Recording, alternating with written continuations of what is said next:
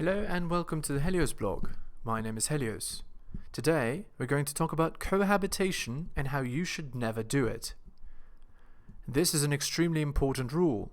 Ignore it at your peril. Do not ever live with a woman.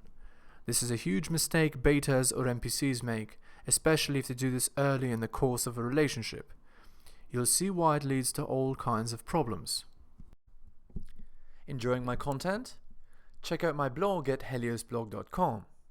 On YouTube, you can support me by liking and subscribing. I'm also on Spotify if you'd prefer a podcast. If you're interested in my books, The Strategist Guide to Seduction and Quotes to Live By, they're available on Amazon.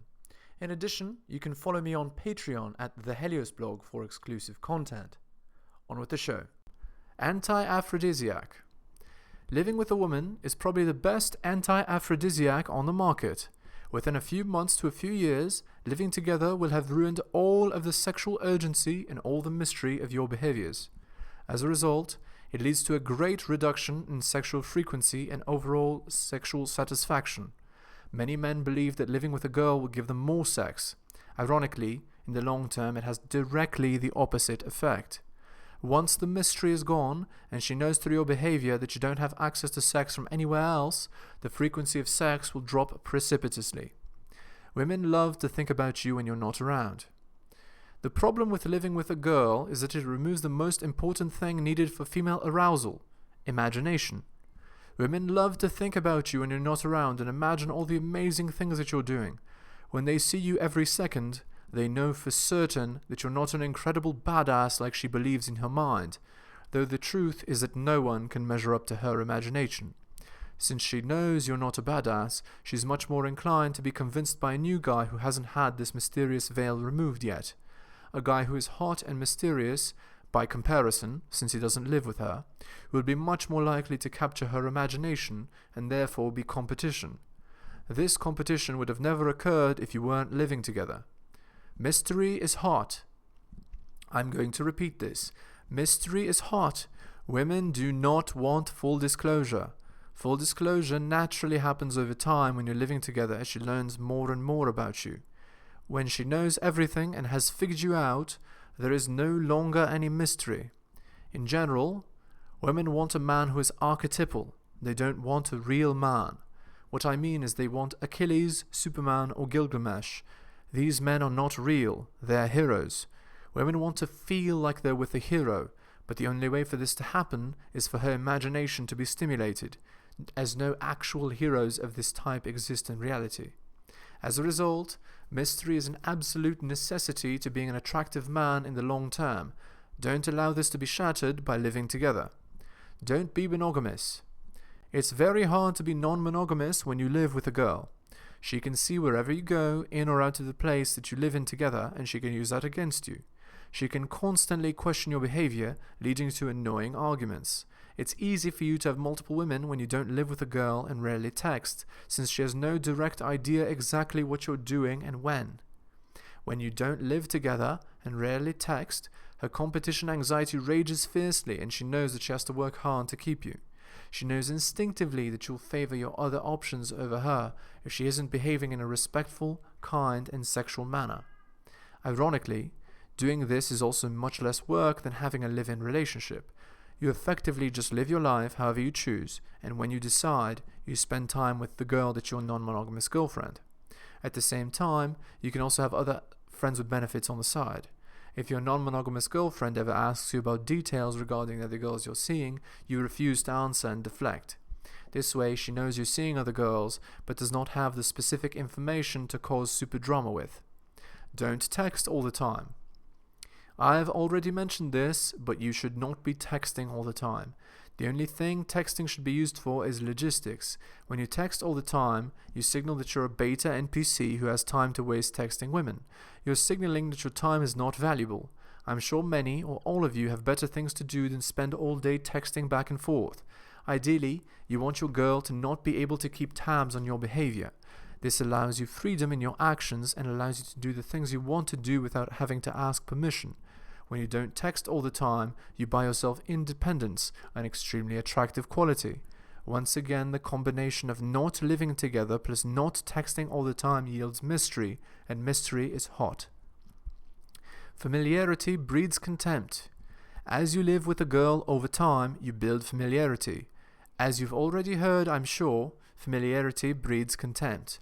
She will slowly start to resent you as the little idiosyncrasies of your behavior, which she was never privy to before, surface.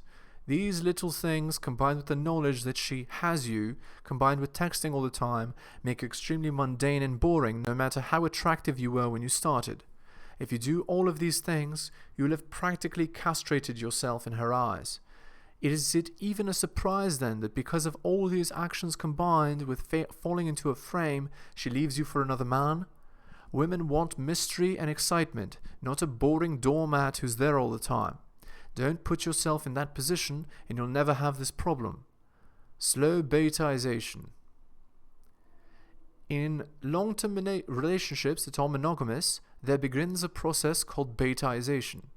Often, men that enter into relationships with women who are interested in having children with these men are not beta from the outset.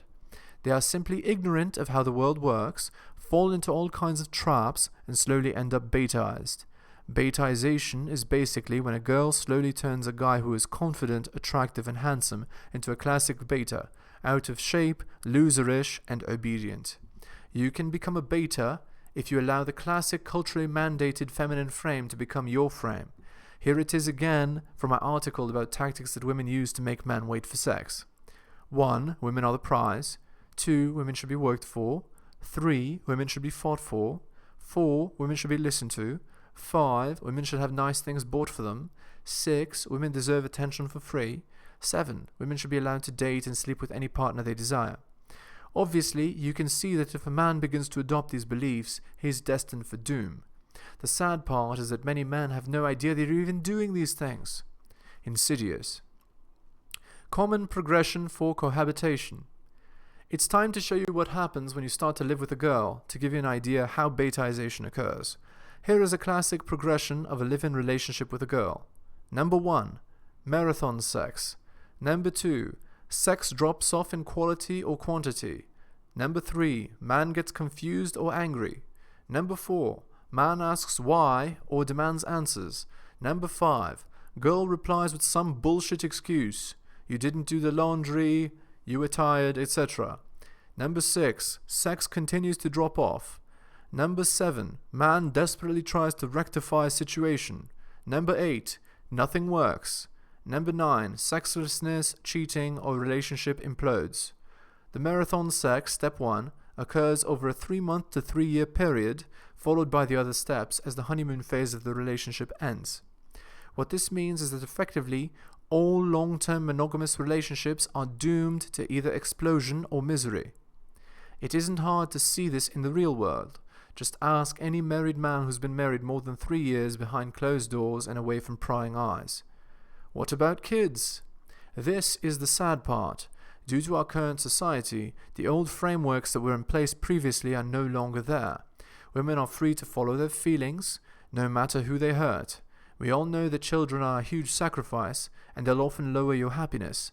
If you want kids, you're very likely going to have to cohabitate. This means that you're putting your relationship on a timer, no matter what you do, and likely you will separate from your partner and your children will likely end up living with their mother. You need to have contingencies in place beforehand to make this likely break as clean as possible. Before having children, you'll likely need the following in place. Number 1, be living in an area of the world that has no common law marriage. Number 2, have totally split finances, including no co-ownership of any property and no co-owned rentals. Number 3, not be married. Number 4, have a parenting plan signed by a notary in case of split. Number 5, have some kind of apartment where you can discreetly and without drama sleep with your friends with benefits. Number 6, your partner should know that you'll never be monogamous. With these contingencies in place, you can have children while still being protected in case of a split, which is likely due to the reasons above. Conclusion.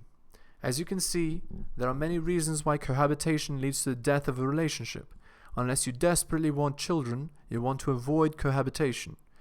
Even in the case of wanting children, there are several contingencies you must have in place first, which simply serve to protect you in case of a likely split. You should aim to keep the mystery in your relationships, and that is only possible if you don't live together. Good luck out there.